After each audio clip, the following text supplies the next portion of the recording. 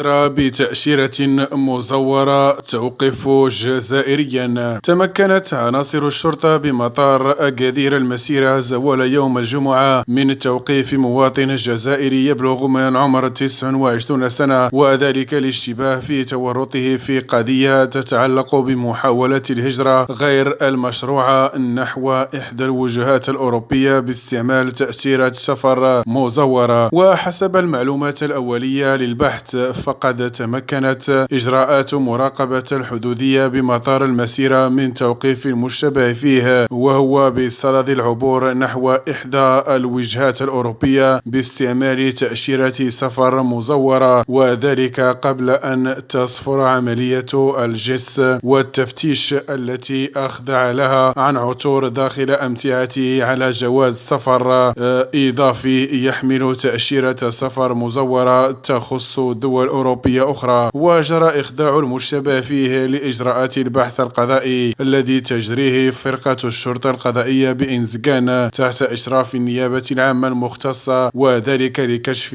كافة ظروف وملابسات هذه القضية، وكذا تحديد أفعال الإجرامية المنسوبة إليها.